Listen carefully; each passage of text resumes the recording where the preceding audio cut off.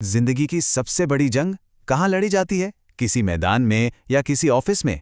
नहीं, असल में ना सबसे बड़ी और सबसे जरूरी जंग तो हमारे अपने मन के अंदर ही होती है। तो आज चलिए इसी जंग को जीतने का मतलब मन की शांति पाने का रहस्य जानते हैं। ये जो लाइन है ना, इंसान बाहर से नहीं हारता, वो अपने ही मन से हारता है। इसमें बहुत गहरी सच्चाई है। मतलब असली जीत हार बाहर की दुनिया में नहीं, हमारे अंदर तय होती है। सोचिए, अगर मन ने ही हार मान ली तो फिर तो जीती जिताई बाजी भी हाथ से निकल जाती है। तो फिर चलिए सबसे पहले इसी मन को समझते हैं। तो सबसे पहला और सबसे बड़ा सवाल यही है कि ये मन इतना भागता क्यों रहता है, बेचैन क्यों है, एक जगह टिकता ही नहीं। इसका जवाब ना दो चीजों के बीच छिपा है, जहां ये लगातार घूमता रहता है। हमारा बीता हुआ कल और आने वाला कल। देखिए, अपना मन ना बिल्कुल एक घड़ी के पेंडुलम जैसा है। एक पल में यह जाता है अतीत में और वहां से क्या देकर आता है? सिर्फ पछतावा। काश ऐसा कर लिया होता, या अरे वो नहीं करना चाहिए था। और फिर झूलकर दूसरी तरफ जाता है भविष्य में और वहां से उठा लाता है चिंता। आगे क्या होगा, अगर ऐसा ना हुआ तो क्या होगा? और इसी भागा दौड़ी में अतीत के पछतावे और भविष्य की चिंता के बीच में सबसे कीमती चीज हमारे हाथ से फिसल जाती है। और वो क्या है? हमारा आज, हमारा ये पल, जिसे हम जीना ही भूल जाते हैं।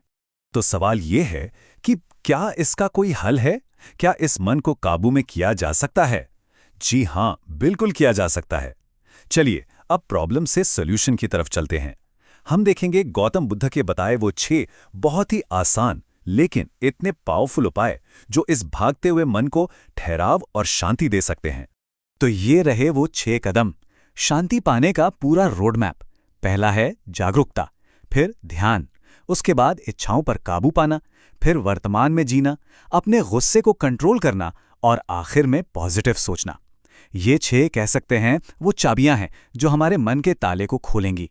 तो चलिए एक एक करके इन्हें समझते हैं। शुरू करते हैं पहले कदम से। पहला और शायद सबसे जरूरी कदम है जागरूकता, अवेयरनेस। इसका सीधा सा मतलब है अपने दिमाग में चल रहे विचारों को बस देखना, जैसे कोई मूवी देख रहे हो। उनमें बहना नहीं है, बस दूर से देखना है। और जिस पल ऐसा करना शुरू कर देते हैं ना, एक कमाल की चीज समझ आती है कि हम अपने विचार नहीं हैं, हम तो उन विचारों को देखने वाले हैं। यानी हम मन के गुलाम नहीं, मालिक हैं। ठीक है, अब आते हैं दूसरे उपाय पर, ध्यान यानी मेडिटेशन। इसे मन की जिम कह सकते हैं। करना क्या है?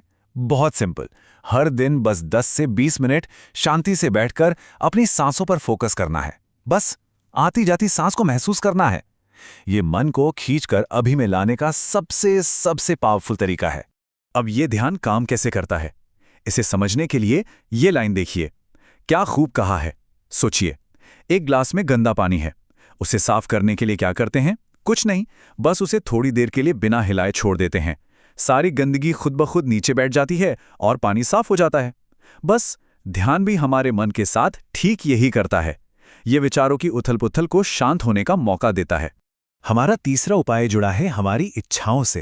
ये जो मन में चलता रहता है ना, मुझे वो गाड़ी चाहिए, वैसा घर चाहिए, ये भी मिल जाए, ये कभी ना खत्म होने वाली दौड़ ही तो सारी बेचैनी की जड़ है। हम जितना चीजों के पीछे भागते हैं, मन उतना ही अशांत होता है।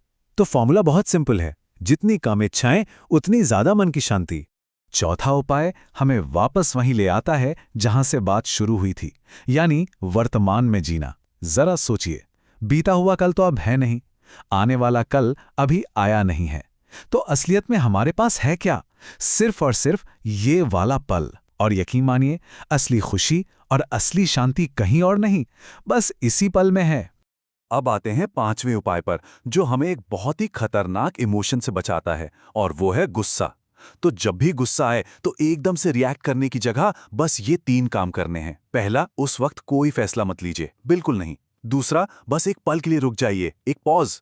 और तीसरा, 2-4 लंबी गहरी सांसें लीजिए। बस ये छोटा सा ब्रेक आपको एक बहुत बड़े पछतावे से बचा सकता है, क्योंकि ये तो सब जानते हैं कि गुस्से में लिया गया हर फैसला बाद में सिर्फ पछतावा ही बनता है। और हमारा छठा और आखिरी उपाय है हमारे सोचने का तरीका, हमारी सोच। देखिए, ये कितना छोटा सा बदलाव है। मन में आवाज आती है, ये मुझसे नहीं होगा, बस इसे पकड़कर बदलना है और कहना है, चलो कोशिश तो करता हूं। नहीं कर सकता से कोशिश करूंगा तक का ये सफर सुनने में छोटा लगता है, पर यह सोच का पूरा नजरिया बदल देता है। तो इन सभी 6 उपायों का सार क्या निकलता है? सिर्फ एक बात कि मन हमारा मालिक नहीं, हम मन के मालिक हैं। ये पावर, ये शक्ति कहीं बाहर नहीं, हमारे अंदर ही है। बस उसे पहचानने की, उसे इस्तेमाल करने की जरूरत है। हम ही अपनी अंदर की दुनिया बनाते हैं। और आखिर में गौतम बुद्ध की ये बात अपने आप में सब कुछ कह देती है। सोचिए, दुनिया में हजारों जंग जीत लेना एक तरफ और अपने मन पर, खुद पर काबू पा लेना एक तरफ। और सच तो यह है कि खुद पर जीत हासिल करना कहीं ज्यादा बड़ी बात है, क्योंकि जिसने खुद को जीत लिया, समझिए उसने सब कुछ जीत लिया। तो बस इस एक बात को हमेशा याद रखना है कि मन एक बहुत शानदार नौकर है, लेकिन एक बहुत ही खतरनाक मालिक। तो उसे कभी भी मालिक की कुर्सी पर बैठने नहीं देना है।